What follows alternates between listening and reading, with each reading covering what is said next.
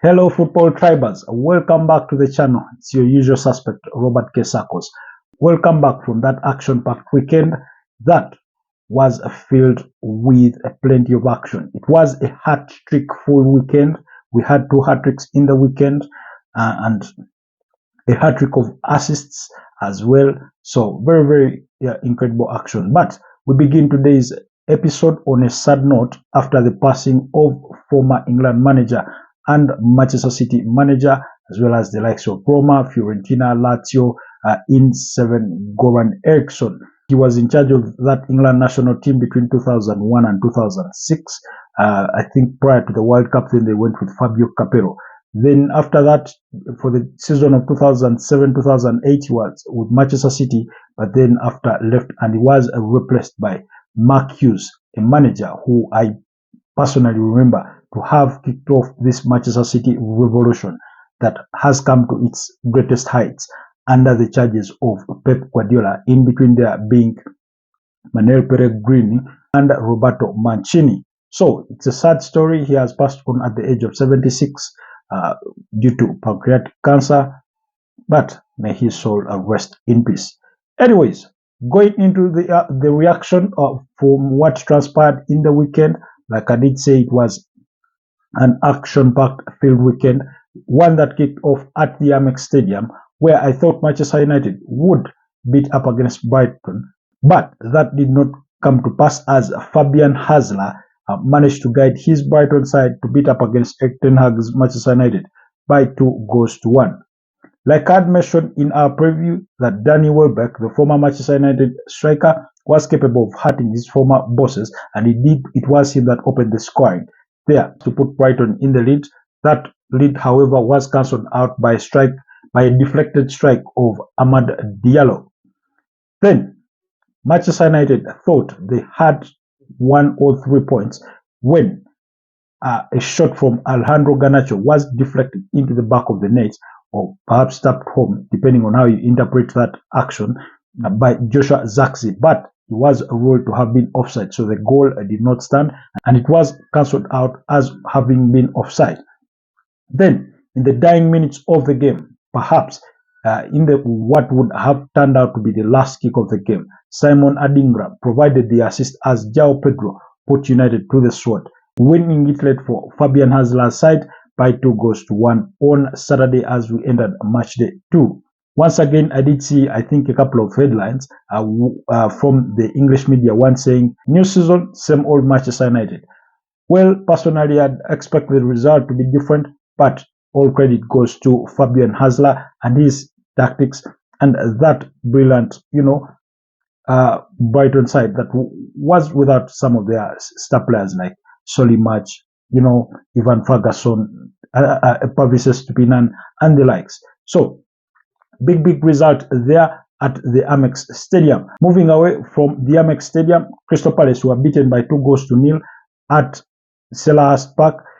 Quite a result that I didn't see coming, given that this was a London derby. Not that West Ham were incapable of beating up against Crystal Palace, but beating them by 2-0 was a little bit of a surprise to me. Anyway, it was Thomas Tuchel and the new captain in Gerard Bowen that found at the back of the net for West Ham to win Julian Lopetegui his first 3 points as the West Ham manager in that particular fixture. Moving on to Craven Cottage, where Fulham beat up against Leicester City by 2-1. Former Arsenal star in Emile Smith-Rowe scoring on his Craven Cottage debut there to give Fulham the lead, while Alexander Iwobi scored, I think, in the 70th minute to win all the 3 points there for Marco Silva's side. Then the game between Manchester City came against Ipswich Town. Like I had mentioned in the preview, this was bound to be a routine win for Manchester City, but nonetheless they did have an early scare as Ipswich got into that early lead. But as one would expect, it was quickly cancelled out with a penalty from Braut Erling Haaland, who went on to score a hat-trick to mark his 7th hat-trick in 68 Premier League games. Shortly after that equalizer, it was Kevin De Bruyne that scored to make it 2-1, while Braut Erling Haaland was yet on target again to send the game back into a 3-1 lead for Manchester City at halftime. And in the second half, he scored his third after having been denied by the Ipswich goalkeeper when he saved that incredible header from him. So it was a hat-trick for Braut Erling Haaland, who, like I mentioned, was marking his 7th Premier League hat-trick for Manchester City after 68 games. Now, for the sake of context, Wayne Rooney scored 7 hat-tricks in the Premier League after 491 appearances. Isn't this guy just incredible? So incredible. Makes Wayne Rooney look like, a second-grade striker. If you are just telling this conversation to somebody that did get to experience him without providing context. But anyway, beautiful game of football there. And so that means Manchester City, just like Brighton, are still perfect in the opening 2 fixtures of the Premier League. Both sides have won all their opening fixtures. Away from the Etihad Stadium, we then headed to St Mary's Stadium, where Nottingham Forest beat the home side Southampton by 1-0. Morgan Gibbs-White, the scorer of the sole goal that won all 3 points for Nuno Espirito Santo's side on Saturday. And then, like perhaps we had expected here on Football Tribe, for those that did watch my preview, Tottenham beat up against Everton by 4-0. It's not the score line I had expected, but I did expect Tottenham to beat up against Everton because Everton just don't defend so well, and yet I thought Tottenham were going to be electric, which they were in the game. Of course, it was Yves Bissouma who was returning into the starting 11 that scored a brilliant strike, a back and back of some sort. Very, very brilliant strike. If you've not watched that goal, do check it out on any platform that you can access it. Very, very decent strike to give Tottenham the lead. And then, of course, Jordan Pickford squandered the ball in trying when he was played the back pass and then lost it to Son Heung-min, who scored to double the lead. And then in the second half, I think it was Cristiano Romero who scored to make it 3-0 before Son marked his breast to make it 4-0 on the day. Then we went into Saturday's late kickoff that was between Arsenal and Aston Villa at the Villa Park there. Quite a beautiful game to watch. Personally, it was a bit distasteful in a sense of pace. I thought it lacked pace, it lacked power, because while Arsenal were able to win this particular fixture by 2-0, it doesn't properly paint the full picture of the game. For example, one, Aston Villa were able to contain Arsenal. They were able to fend off their initial attacks. Aston Villa had 2 golden opportunities that were missed, including one that made David Raya the hero of the weekend with that brilliant reflex of a save against Ollie Watkins' header. But prior to that, again, Ollie Watkins had the goal to his mercy, but fired his ball wide. But by the time Arsenal scored through Leandro Trossard in the second half with his first touch after coming on, they would have easily been 2 goals down or even more. But it wasn't the case because Aston Villa had missed their crucial chances through Ollie Watkins. So Leandro Trossard buried that chance to give Arsenal the advantage. And then 10 minutes later, that was in the 65th minute, and then 10 minutes later, Thomas Partey scored a brilliant strike on the near post against the watchful eye of Emi Martinez to double that lead. And then, of course, moments later, Martin Odegaard did miss a golden chance when he fired his ball, wide off the mark, above the bar. So they could have won it by 3-0. But like I said, Aston Villa were also culprits of missing their own chances. Then there was also a very brilliant tackle by William Saliba against John Duran. To deny him an opportunity of perhaps testing David Raya further or even scoring. So for those of you that didn't see, there's a picture that was trending when William Saliba, David Raya, Ben White, and I think Gabriel Magalhaes and Thomas Partey in there celebrating as if they had scored, and yet it was just a defensive tackle from William Saliba that he made against John Duran. So clearly, very, very beautiful game there to watch. And then, of course, we went into Super Sunday, where we did witness Bournemouth share the spoils with Newcastle in that particular game. Manchester Villa opening the scoring for Bournemouth, while Anthony Gordon scored to restore parity for the visitors. The home side, that is Bournemouth, thought they had snatched the winner in the 93rd minute through Ouattara, but that goal was cancelled out by VAR, which I thought was the wrong decision. Of course, he jumps to head the ball, but that ball is nodded into the back of the net only by his shoulder, and then VAR rules that somehow it had, touched his, upper arm, so it's ruled out on the basis that he used his hand to score. I mean, it was a subjective decision, but in my view, based on the replays that I did see, I thought the goal should have stood. Really, I did think it should have stood, and so did, of course, manager Andon Irela, who thought their goal should have stood. But anyway, it was never meant to be. That result cannot be reversed, so they did share the spoils in a 1-1 draw. And then in the other game that did kick off at 4 p.m. still on Sunday evening, Wolves were condemned to a 6-2 thumping by Chelsea. Now, Chelsea back into title contention. Not that they were ever out of it, but based on my predictions, they are nowhere near the Premier League title, contenders. But if anything, that result did send a message that they are capable of doing many things. Winning the fixture by 6-2 again may not paint the perfect picture, because the game could have easily as well ended 6-4. I do know that Wolves had 2 goals cancelled in there, one by Matthias Cunha. But anyway, Nicholas Jackson opened the scoring there for Chelsea. Matthias Cunha did score to restore parity, and then Cole Palmer scored the stunner to make it 2-1, while Strand Larsen scored to, make it 2-2. And again, you did have Mario Lemina, have a goal cancelled out in this particular fixture.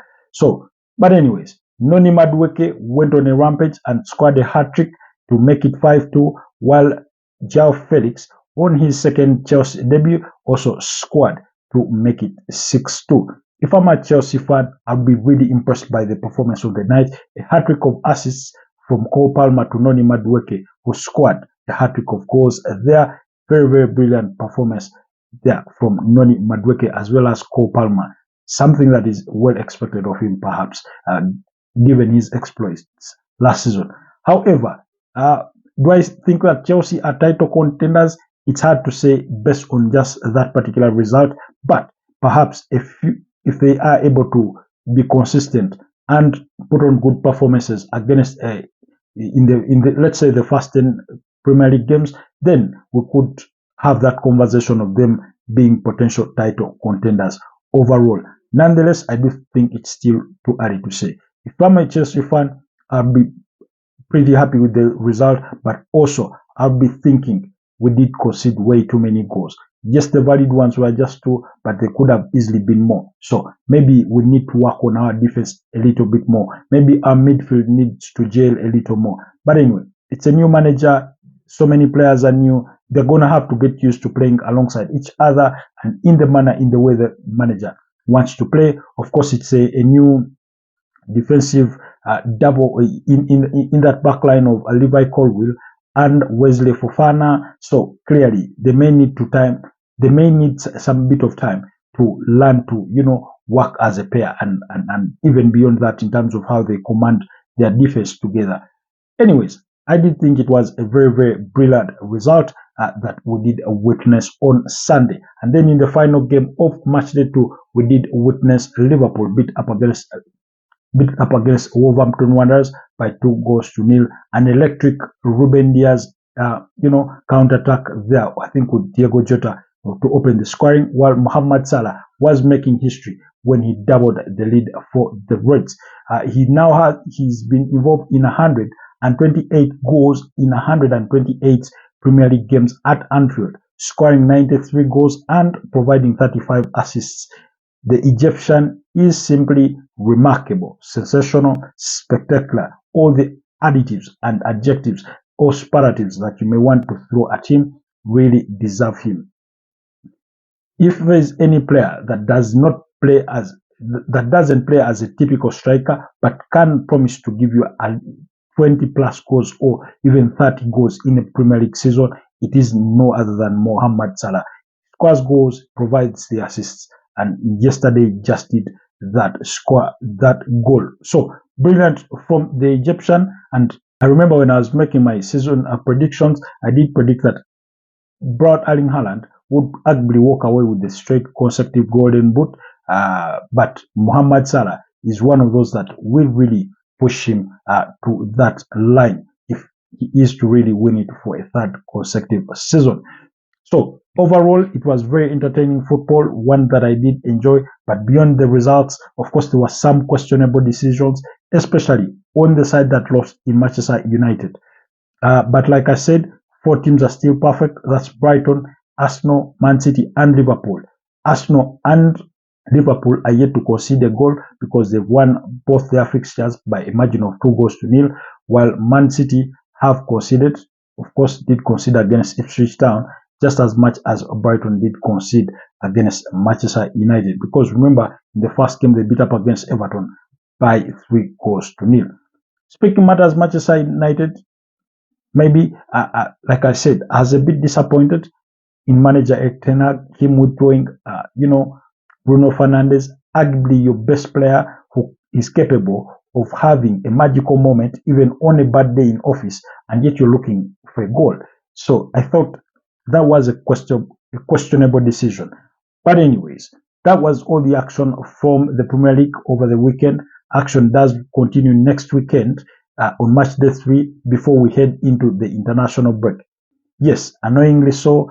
Perhaps some of you will think it's too early, but just know that's the footballing calendar. So after next weekend's action, we'll then head into the international break. So a couple of games coming there for you. Arsenal fans, for those that were busy laughing at Manchester United for having lost to Brighton and Hove Albion, remember, they are your opponents next weekend before the international break. And when you come back from that, you do play a London derby against Tottenham and then face off with Manchester City. So pretty tough fixtures coming up for the Gunners there, especially for those who think that they will be winning this season's title. So I do think those are results that will really test their resolve into this season. Not that they will determine anything going forward for the rest of the season, but it will test their early resolve in terms of their contention for this particular title.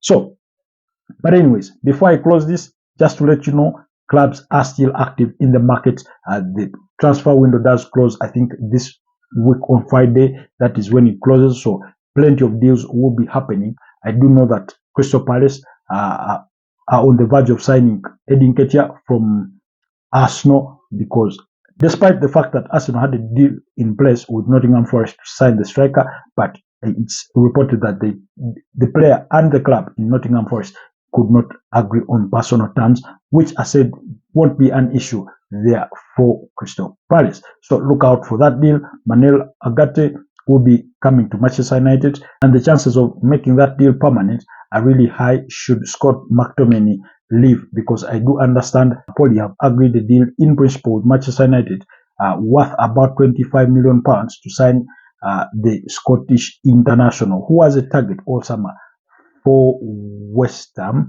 and Fulham. So plenty of deals happening.